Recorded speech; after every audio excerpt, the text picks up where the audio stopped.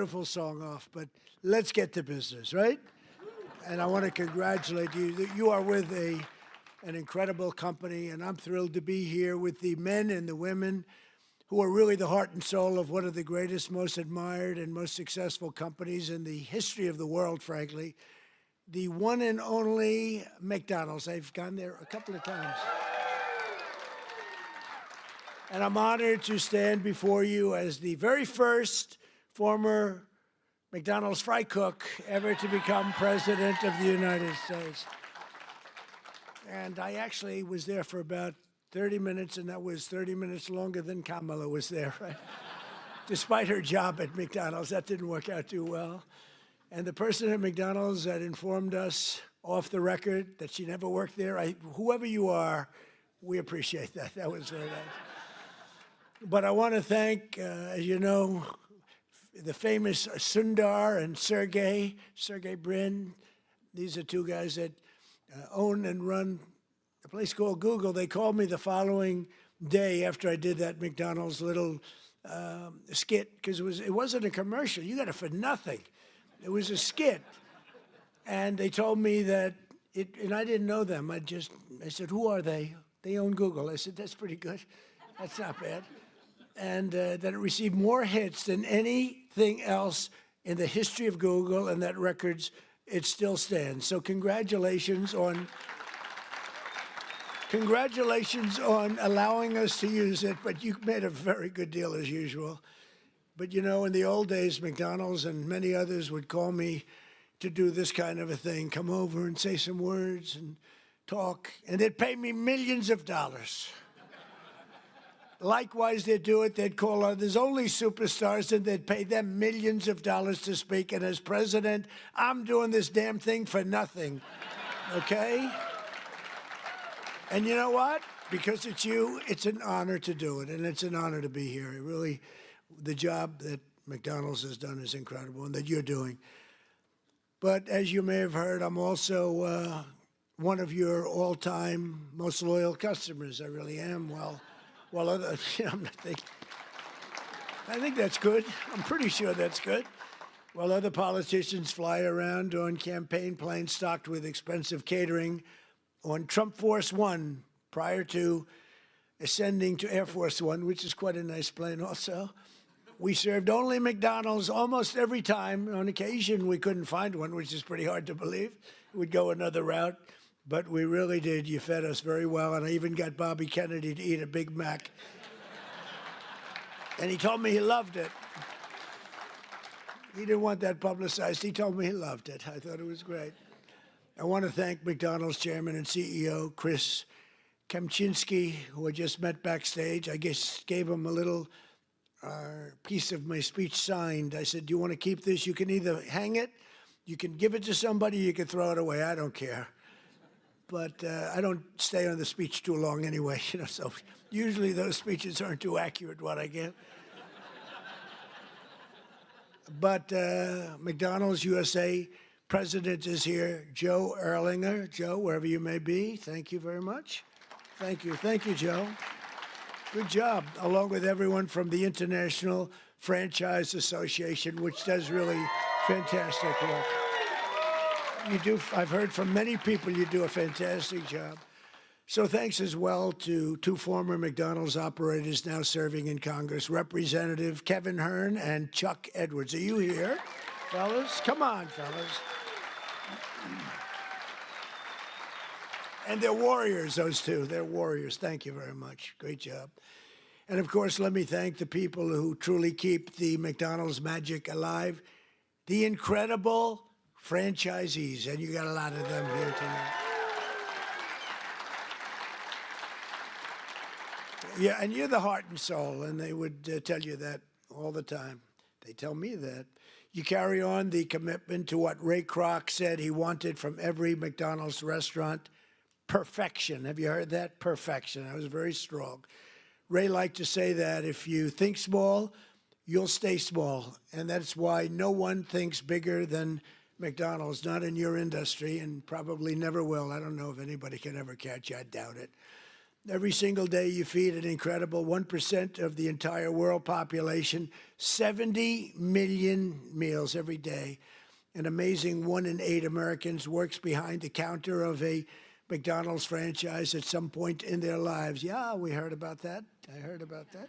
Wasn't true in that particular case, but for tens of millions of our citizens, the road to the American dream starts beneath the golden arches, beautiful golden arches.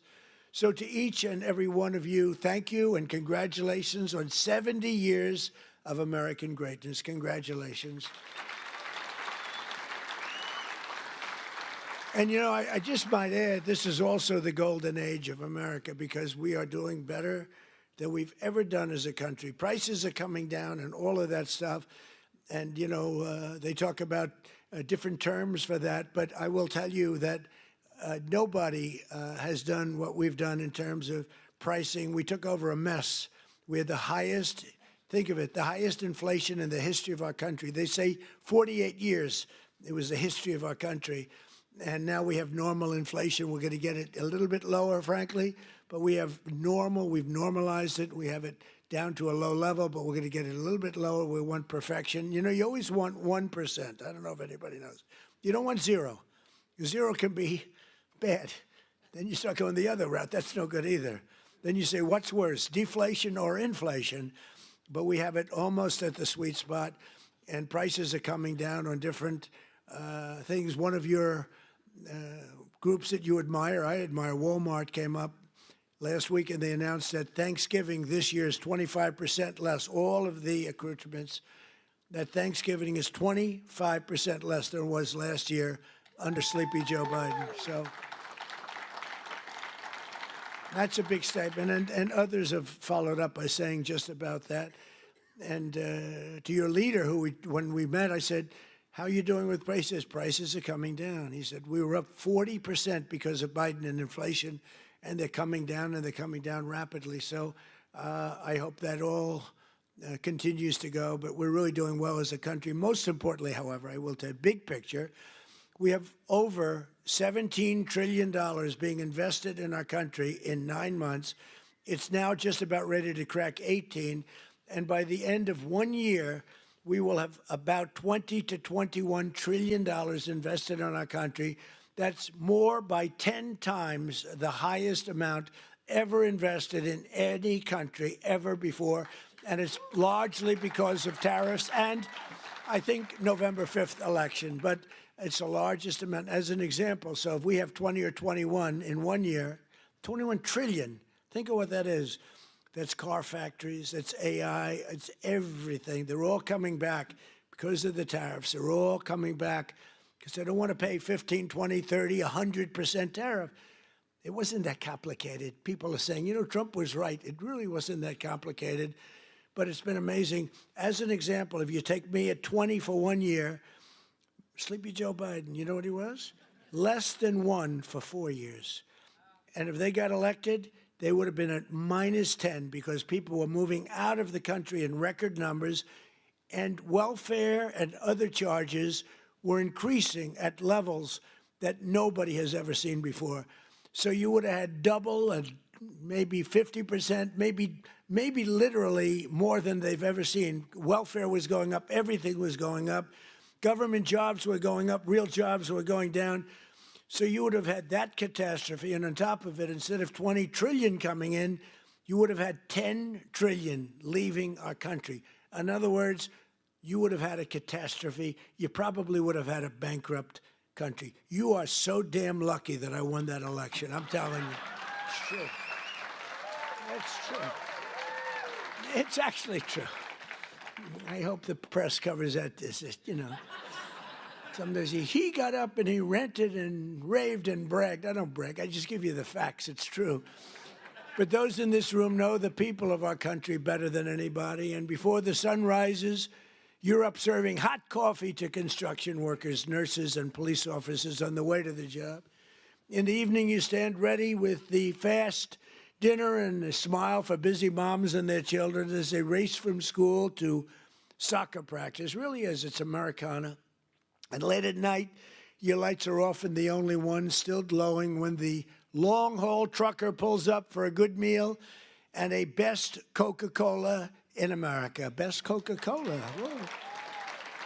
And I'll bet they use real sugar in your Coca-Cola. You know, they didn't in the United States. I said to the head of Coca-Cola, you got to go to sugar. They do in other countries. And you know what? They went to sugar. Isn't that nice? I said, you got to go to sugar. Just like I said, why is the Gulf of Mexico called the Gulf of Mexico? I said, we're changing the name. And now it's the Gulf of America. It has nothing to do with McDonald's, but maybe it does. Because it's very nice cycle. We have 92% of the shoreline. They have 8%. I wouldn't say I made a lot of friends in Mexico, but they still like me. Wasn't that a good change? Seriously, wasn't that beautiful? And it was done in an instant. You know, it's like, normally you think a thing like that would take years. This took like 10 minutes. I asked somebody, good lawyers in my office, I said, would I be able to change the Gulf of Mexico? Is that possible to the Gulf? Sir, it's been that way for 350 years. You know, they were here 100 years before us. We're 250, they were 350. It's been called the Gulf of Mexico, sir, for 350 years. I said, that's not the question. Am I able to change it? Yes. What do I do? Just give us the order and we'll do it. And I did, and we changed it, and everybody's happy. Well, not everybody, but most people. Most people are happy, but it's great prestige for our country. You know, it's tremendous prestige for our country. And that's good for McDonald's, and that's good for everybody else. As president, I want you to know that I'm fighting every day to support small businesses like yours and the citizens that we all serve. And together we're fighting for an economy where everyone can win, from the cashier starting her first job to a franchisee opening his first location to the young family in a drive-through line. I've been on that line many times. Actually, that line was incredible in the commercial, right? It wasn't a commercial, it was about, but they have the line. The people had no idea. So I made the French fries. The guy was really good. He had a great wrist. He was, sir. He was going like, sir. Yeah. It was not that easy. But I got it sort of finally. Not the greatest, but I get it, pouring it in, asking him all sorts of stupid questions. But it was very interesting. Amazing. A little thing is not, it's a little complex, right? To father and son over there that own a lot. They're very rich people. But I'll tell you what, I asked, how many do you have? Sir, I have 59. I said, you're rich. But you know, nobody knew in the line. The line was a long line. They had 25,000 people, so somebody let them know we were coming. It was toward the end of the campaign. And after I did the French fries and did some other things, I then stood at the window. And the people would drive up, a little bored in all fairness. You know, it is, I mean, they're waiting for a hamburger, okay? So they drive up like this. They look over. Whoa! Every one of them. And it was fascinating. Every one of them, the response was incredible. Almost like I knew I was going to win when I saw that. I knew, because the response was love. It was great. They had a good time, but we did, I think, 12 people. Every one of them had the same response. They drive up, they this, they get that, getting a little cash ready, and they look over, and it was, some did a double take. Some went like that. Whoa. But it was sort of an amazing moment. You know, I did a garbage truck also, right? And everybody, and I thought, when I spoke with Sergey and Sundar, I said, yeah, but the garbage truck was equal, wasn't it? They said, not even a contest. Garbage truck was great, not even a contest to McDonald's. And that's because we had the power of McDonald's. I mean, it was an amazing thing. I thought the garbage truck would have won. And they said it was good, but it wasn't even close. So that's a tribute to what you've built, really. It really is a tribute to what you built. But there's still a lot of work to do, and we're making tremendous progress. 1.9 million more American-born workers are employed today than when I took office. Think of that. 1.9 million more today than, and these are American-born workers. Nobody thought that was possible. And we have the strongest borders in the history of our country. Nobody comes in unless they come in legally. You see the numbers. Everyone thinks it's impossible. A year ago, millions of people were storming our borders. Today, they only come in if they come in legally. And wages for hourly workers are rising at the fastest pace in 60 years. And sometimes you might say, was that good or bad? It's great for you. The minimum wage thing you'll have to be talking about. You're going to have to fight. We were talking about California, Gavin Newsom from California. And I knew he's laying siege on the minimum wage. And you people probably know, because that's a very complex subject, and you people probably know better than anybody the impact one way or the other, good or bad. And you're going to let your local congressmen, your senators know about it. But in 9 months, we've lifted over 600,000 Americans off a food stamp, and that's a record. And in stock, because we really have a strong economy. I mean, we're building thousands and thousands of factories all over this country. Wait till they open up. You're going to see something like I think like we've never seen before. You know, we lost our auto industry. 54% of our auto industry left for other places over the years. And I think we're going to get it more than all back. They're coming in from Mexico, from Canada, from Germany. They're coming in from Japan. We made a deal with Japan, $650 billion. We never got anything. We made a deal with the European Union, $950 billion, and they have to buy our oil and gas and many other things. And I want to say it's good for everybody, all that. We made a deal recently with China, where they buy our soybeans, but it's hundreds of billions of dollars. And it's incredible what's taken place in our country. The world was laughing at us like we were stupid people. They're not laughing anymore. They don't laugh at us anymore. They respect us now again, and that's what we want. We want to be liked. We want to be respected, much more so than being liked. And, you know, in a certain way, they like us better now, too. They respect us, but they like us better now because the world was ripping off our country. Not sustainable, not even sustainable.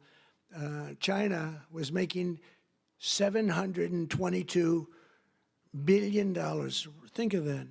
Not million. 722 million's a lot, isn't it? $722 billion. They built their military with the money that we gave them over the years. And in my first term, we had a great first term. The most successful economy we've ever had in my first term. This is going to blow it away. This is blowing it away, to be honest with you. It blows everything away. There's never been a time like this, and you're going to see the results, you know, pretty quickly. But in stark contrast to the previous administration, 100% of all new jobs created in America under my administration have been created in the private sector. Because, you know, we are trimming out government jobs. You can't have, you know, what they do is they give you phony job numbers in a lot of ways, but they'd hire 100,000 people, and all of a sudden it looks like they're doing well. They're not doing well, because those are jobs that they hurt our country. If those jobs can be in the private sector, paying taxes and all the other things, it's a big 100% of the jobs that we put in have been, think of that, are in the private, come from the private sector. In my first term, we built the greatest economy in the history of the world. And now we're doing it again, but this time it really is, as I said, much stronger, much better. I think it's going to be something that nobody has ever seen before. My pledge to every family and every small business is that I will not rest until you are richer, stronger, more successful, happier, till you've gotten a piece of the American dream. Some of you in this room have really gotten a piece of it because you made a great decision to go with a great, great company years ago. And it's really pretty amazing. That begins with making America. We have to do, the word is affordable, and affordable should be our word, not theirs, because the Democrats got up and talked affordability, and they don't say that they had the worst inflation in history, the highest energy prices in history. Everything was the worst. What they're great at is lying. They say affordability. Their stuff was all much more expensive. We have a couple of items like coffee, which is a little high. We're going to get that down. You saw that today. The coffee comes down. Remember when I first took over? Eggs. My third day in office, I have a news conference, and the fake news media was screaming at me, Mr. Congressman, about eggs. Remember that? I'm standing there very innocent. Oh, hello. Do you have any questions? What about eggs? What about them? They're up 4 times. I said, look, I just got here. I'm sorry. And Brooke Rollins and Department of Agriculture did a phenomenal job. And they said, don't order eggs for Easter because you won't be able to get them. And they said, we have a big Easter egg hunt at the White House. It's sort of a thing that has gone on for 100 years. They said, could you order plastic eggs? I said, I'm not ordering plastic eggs. We're going to have eggs down by that time. And by the time we got to Easter, the price of eggs had fallen precipitously. We had all the eggs in this country you want. And we know what we're doing. I mean, we know what we're doing. We rebuilt our military. We have the greatest military anywhere in the world. We make the greatest military equipment anywhere in the world. And everybody knows it. And everybody knows it. And you saw that with the way we took out the nuclear capability of Iran with those gorgeous B-2 bombers. They flew in there, and they wiped it. And the word was obliterated. Remember when CNN said, well, it might not have been obliteration. Think of the pilots. They go in there, they're under fire. I was watching this from the Situation Room, and you get to see things in situations that you wouldn't believe. And they said, sir, they have entered Iran airspace. All of a sudden, you see much faster. Then you see him going down at the whole thing was crazy. I actually said, do people really want to do that for a living? They're waiting for him, but the equipment is so good. The B-2 bomber, stealth. They never saw them. They never saw them. I mean, it's the most amazing thing. And I honored the pilots at the White House. I had them brought in, along with mechanics and a lot of other people. We brought them to the White House to give a little celebration because they flew 37 hours flawlessly. Now compare that to the Jimmy Carter Iran situation with the helicopters crashing and the this and the, oh, what a horror, and the hostages. And I said, we can't let that happen, but we have a great team. General Raisin Kane is unbelievable. The whole group is unbelievable. And they went in, and I brought them into the White House, and I brought them then into the Oval Office, the pilots. And we met them, all handsome. They look like Tom Cruise. They really do. I don't want to be a wise guy and say, but taller. I'm not going to say that. No, they're perfect specimens. I mean, these guys are like from a movie. I could take everyone, put them in a movie. And I said to him, so what's the story with that raid? Did you expect, because you remember I pulled it back? Because I saw reporting that we're going to be leaving at a certain time. And I said to the general, is that not good that they think that? And they sort of got it right. They saw a lot of activity. Actually, you know why? They saw one of the things. They saw a lot of unbelievable activity going on at the McDonald's next to the base where they take off. The McDonald's was doing 5 times. They were going crazy. So they say, there's something going on over there. The biggest activity that McDonald's had ever had. And there was a nice story, how well it's doing, but that was not a good story for us. So I canceled it and then I announced we're canceling it. And the pilots said they were devastated. Then I put it back at the exact same time because that was the only time they weren't thinking would happen. And we left exactly in time, but that was after canceling it 2 days before. And then we put it right back in the exact same slot. And we had identical planes, the B-2s, flying four of them, flying into Guam. And they thought that was the attack team. And they were watching those planes in Guam, going to Guam, and that was not the planes that we had. But think of it, they flew both ways 37 hours without a sputtering of a bad engine, without any problem. But they got in, and they said they have entered Iran airspace, and the enemy's waiting for them. And they dropped the bombs. They hit every chute. You know, they have air chutes that go deep into the granite mountains. If you don't hit those chutes, the damage won't be as big as you want. And every bomb hit every chute. And then we hit them with rockets from a submarine that was quite a distance away, 30 of them. Let's put it this way, they got hit. And it totally took out the nuclear capability. And I said to these guys when they came in to the office, I said, do you guys like doing this stuff? You know, they said, sir, it was the greatest day of our life. Can you believe this, Congressman? It was the great, I mean, they're like heroes. They're like American heroes. Who the hell wants to sit, you know, those ships are very big, but they're very small when you're up way high, going very fast. And he said it was the greatest day of our life. And they told me something that I didn't know. They said that, sir, Do you know we waited 22 years for this, our predecessors and us. We would practice this run for 22 years. I didn't know that. For 22 years, we had to practice. We'd do it 3 times a year. We would practice this exact run.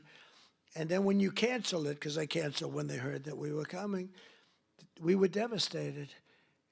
I said, see, now if I were a flyer and they canceled, I'd be extremely happy. Well, we're canceled, so let's forget it.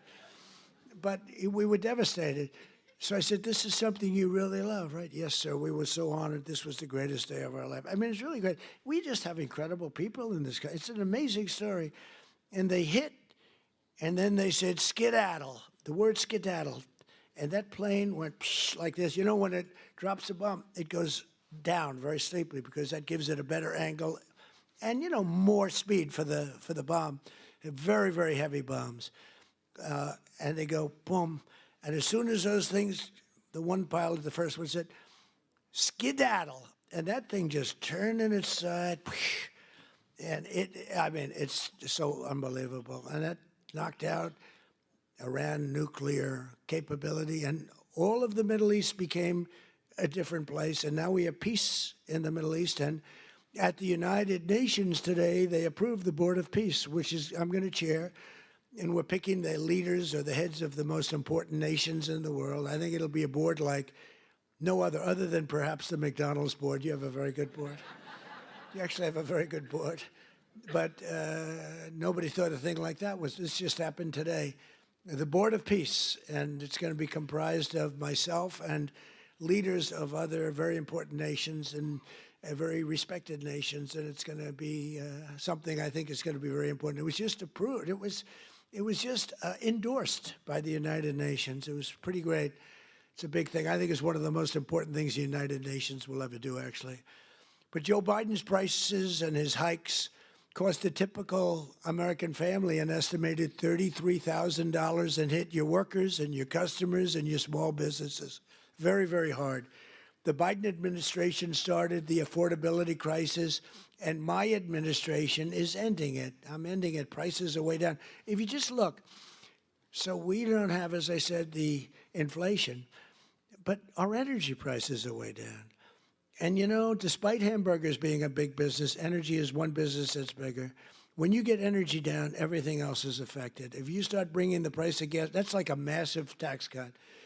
And they were selling, you know, they were having gasoline at $4.75 a gallon and $4.50, $3.50, $3.75. We're going to be able, it looks like we're going to be able to hit $2 a gallon in the not too distant future. But let's say we're $2.50, $2.70. Other than places like California, that's not fair because they put so high a tax on that you're really paying a lot of that price is the tax that you're paying to government, which is horrible, actually, what they do. But the price of gasoline and the price of energy is way down. So when energy comes down, you make the donuts, you make the chicken, you make whatever you're making. Everything is all about energy. You have to deliver it. You have the trucks. You have the fuel. When energy comes down, and it's come down fast, we had an expression, drill, baby, drill. And I drilled, baby, drilled, I tell you, we drilled. And last month it was announced we produced more oil and gas than any time in the history of our country by far. And when you do that, everything comes down. You don't even have to look at the numbers. And it's all beautifully coming down. And as per your chief executive and your chairman and everybody else, they tell me the prices at McDonald's are coming down. It's moving down. Unfortunately, they were so high in the last administration that people aren't that happy because it was so high. So even though it's coming down and coming down a lot, they want to see where it was, like when I was president. And we'll be getting it very close to that number, maybe even better, depending on what we do with energy, but the energy's coming way down. In the 9 months since I took office, we've stopped inflation in the tracks. Since January, the core inflation has been the lowest in just about 8 years, just changed. It was 4 years, now it's 8 years. It just changed about an hour. They just said, sir, if you want, we can rewrite the speech. I said, no, I can remember it very nicely, thank you. I'm not Biden. In the past 6 months, the price of breakfast items has fallen 14%. Bread prices are down. Dairy prices are down. And the price of eggs has declined 86% since March, and much more than that since when I took over. Because when I took over, it was an egg crisis, as we said. And I want to give a very special thanks to McDonald's for slashing prices for your most popular items, bringing back extra value meals, and I hear you're recommitting to the affordable options of Americans that we really know and love, all of the items that we love. And I hear that McDonald's is playing a very big role in that. We're getting prices down for this country, and there's no better leader or advocate than McDonald's. And I believe the next time maybe I'll have to be back here again next year if you get them down enough, okay? That's all you have to do for me is get them down enough. We'll come back. We'll come back, Mr. Chairman.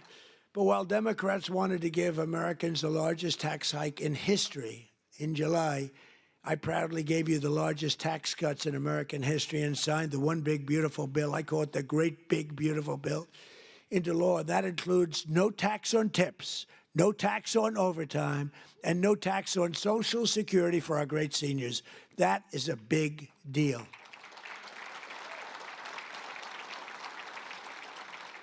So the great big beautiful bill is the biggest piece of legislation ever passed in our country's history. It gives expensing to you as owners, where you do something, you can expense it, you can take it off in 1 year instead of 38 or 40 years. It gives you so many things.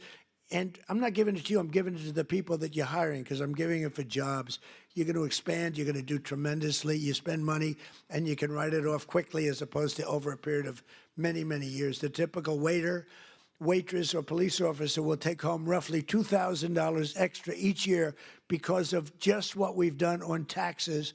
And the tax cut bill, and I call it the tax cut bill, is also a big boost to small businesses like yours. It includes permanent expensing. And again, the biggest thing I did in my first tax cut bill, and this also expanded and extended that, was the expensing, the 100% expensing.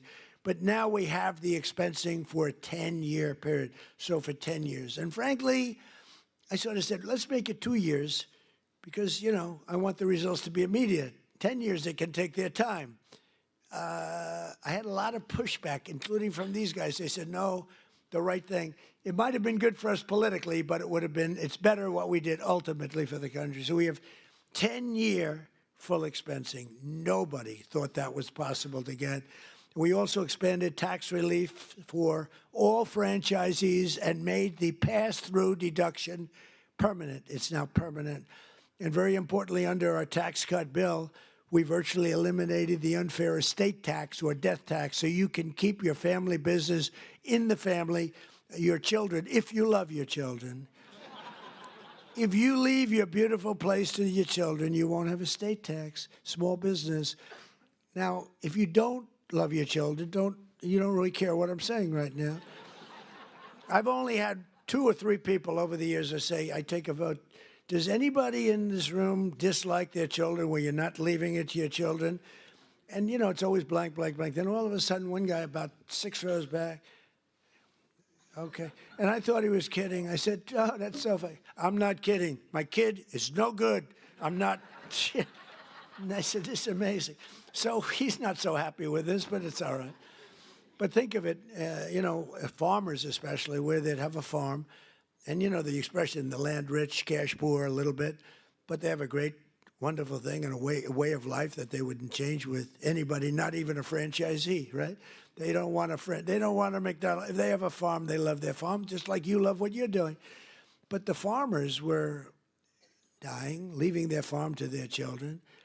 The value of the farm was high. They'd go out, they'd have a tremendous estate tax or death tax, and it would so much. I mean, the percentage is crazy how high.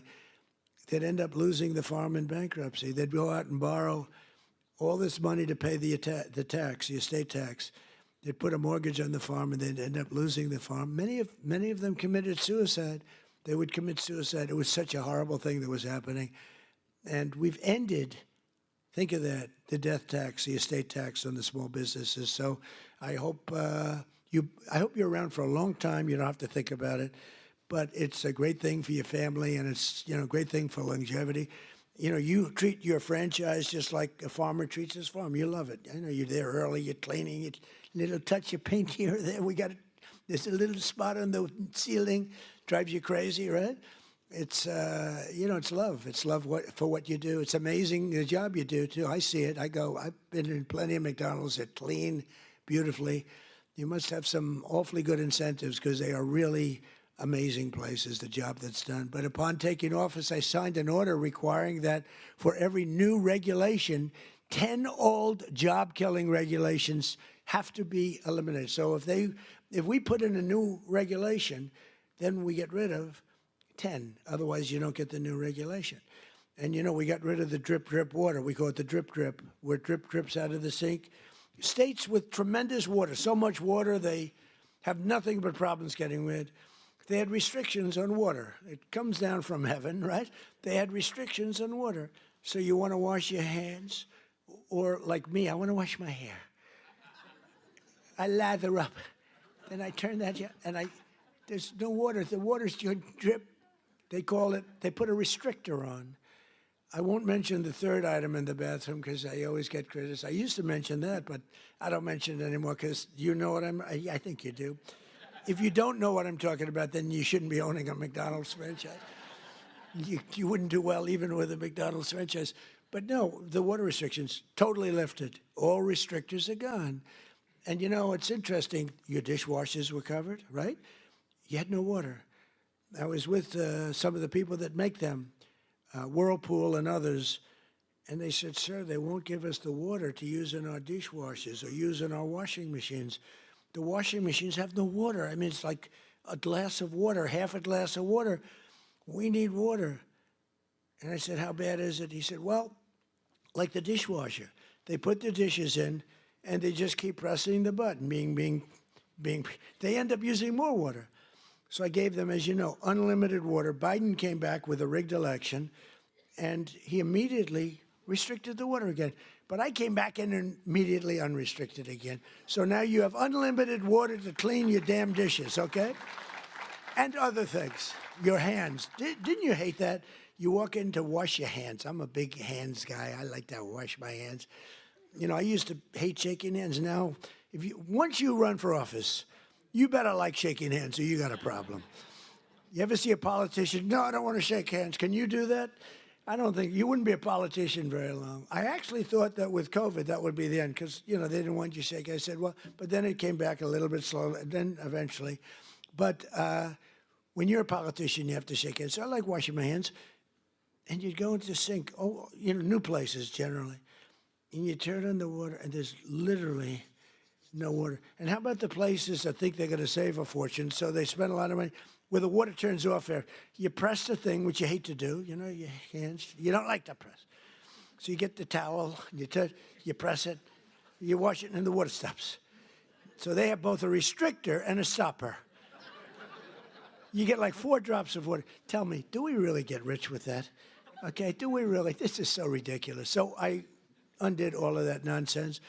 But we did much more important for you. We've rescinded the insane Biden energy regulations on ovens, cooktops, microwaves, and ice makers that were driving your costs through the roof.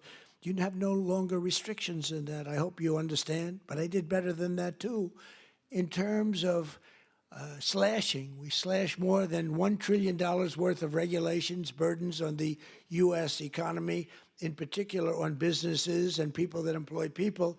Combining our regulatory and tax cuts, we've reduced the effective burden on franchisees by more than 37%.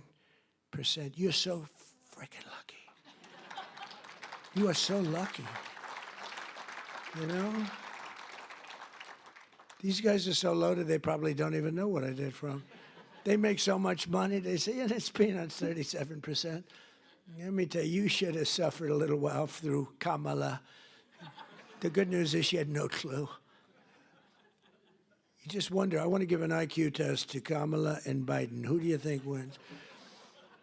But they were destroying your businesses. But I have better than that, though.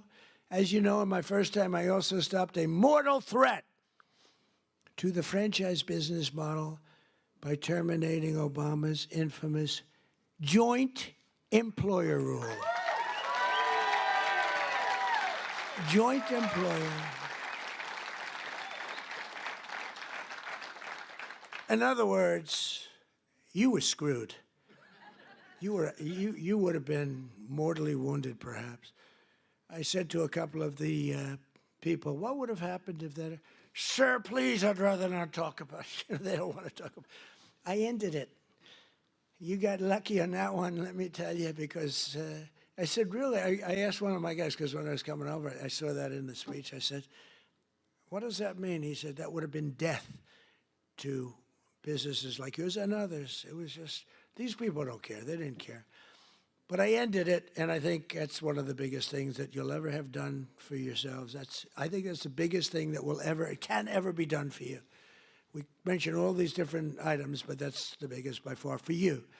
As long as I'm president, I'll always defend your right to run your own small business and do it well. And some of your small businesses have become very large business. One of the franchise owners here today is Carlos Matios Sr., who escaped communist Cuba when he was just 6 years old. In America, Carlos took jobs as newspaper delivery boy, a factory worker, and eventually became a New Jersey police officer. Then, in 1998, Carlos switched careers and moved to Virginia, where he took over his first McDonald's. Where's Carlos? Is he around here? Let me see. Come on, stand up. Stand up, and your son, too. Stand up, your son. Good-looking son. I met him backstage. He had a knack for turning around poorly performing restaurants, and today his family owns nearly 60 McDonald's all along the East Coast, including at the Pentagon, where I've ordered numerous Big Macs, right? In fact, he served when the great football team came in. They served McDonald's, and you'd have these guys walking out, the biggest human beings I've ever seen. They were the national champs, right? Remember the team? Who was the team? You remember the team? He said Clemson, that's right. And these guys, I don't know, they were, like 6'6". What do you weigh? Sir, I weigh 392. I said, but you reported it much less. Yeah, that's what they say. But and he'd have like 12, just each. And I thought he was bringing them back to the rest of the team. I said, that's nice, but maybe the team wants them. No, this is what I said, are you going to eat all of them? Yes, sir. He didn't even know what I was talking about. But you served it, and you did a great job. In 2019, when we hosted that great Clemson Tigers at the White House, I literally brought dozens of Quarter Pounders from McDonald's. We bought the whole thing. We bought the Quarter Pounder. We bought actually just about it. Well, he really had no choice because he just took everything he had in the whole restaurant. We got whatever the hell, probably whatever didn't sell, we got, right? But Carlos is here with Carlos Jr., his son, who started as a cashier and now runs dozens of the restaurants. Congratulations, fellas. What a great family. Congratulations. So in conclusion here tonight, carry on and really just keep going and inspiring that legacy and that pride that you have at really beyond almost all else. It was excellence and service, stretching back more than 7 decades to when 2 hardworking brothers with a hamburger stand in California partnered with a hard-driving entrepreneur from Illinois to revolutionize the restaurant business forever, like nobody had ever seen. Because of men and women like those in this room who have pride in your souls, love in your hearts, and ketchup in your veins. Did you ever hear that one? 70 years later, McDonald's is the #1 fast food restaurant in the entire world, and honestly, it's not even close. What a job you've done. And it still is really growing stronger with 900 new restaurants planned in the United States in the next 2 years alone. And I think with the great big beautiful bill, you might even double that number. I can imagine you'll double that number. But it's amazing to watch you grow. You know, the big ones, they get a little slow, they get a little fat, they get a little sloppy. This is a company that's gone just the opposite. You've gotten more and more competitive. I look at your numbers. You've gotten more and more competitive over the years, over the generations. Your spirit, generosity, and devotion to your communities has really made McDonald's a symbol of American values, aspiration, and success that's recognized all over the world. You are recognized all over the world, something that, and there's a lot of great I mean, compared to the total, not so many, but there's a lot of great leaders, great companies. But I think more than anybody, McDonald's is recognized all over the world, and as widely as, frankly, the stars and stripes themselves. And everywhere there's a McDonald's, we see stars and stripes. Everywhere the American flag flies, you'll find the golden arches, and there you'll find good people doing honest, beautiful, hard work, and happy families sitting down to a really great meal. Because no matter who you are, everyone loves something at McDonald's. There's always something to have. I like the fish. I like it. You could do a little bit more tartar sauce, though, please. Seriously. I hate when I say, do you have any tartar sauce? Do you understand that? Yes, I do. He understands that. Together with hardworking Americans like you, we're going to pioneer new heights, new prosperity. We are doing better as a country right now, and people are seeing it. The Wall Street guys know it. The stock market hit its all-time high 48 times in a row in 9 months, 48 times during the 9-month period. And we're hitting the highest stock market we've ever had in history. All markets, all three, all markets, every one of them, has hit all brand new highs. It's a good time to be making this speech, because when you make one of these speeches, if you're doing lousy, it's not good. And you know, the stock market, you can say what you want, but it's a hell of an indicator. It's really a hell of an indicator, and your stock is doing phenomenally. But the stock market has hit an all-time high 48 times during the last 9 months. So we're going to pioneer new heights even from that. These new heights of prosperity are going to be incredible. We're looking at affordability. We're going to bring it down for everybody, because not everybody understands the fact that a great stock market is great for everybody, including 401ks. You know, the 401ks hit the highest number that they've ever been 2 days ago. And that's a lot of people. So they understand what's going on. And we're going to make the American dream two words that you didn't have.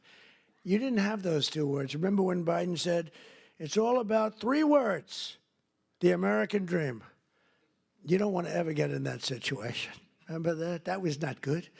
It's all about 3 words, American dream. But possible, and you're going to make it really possible for millions and millions of people. And you have an administration that's got your back. You don't have an administration that wants to put you out of business, that wants to take away your water, that wants to have you not use a microwave oven, that wants to do all these horrible things that are going to destroy you. They were looking to destroy you and other businesses too.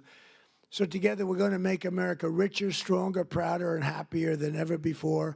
And you people can be very, very proud of the job you've done. You're respected all over the world, and it's an honor to be with McDonald's. Thank you very much, everybody. Thank you. Thank you.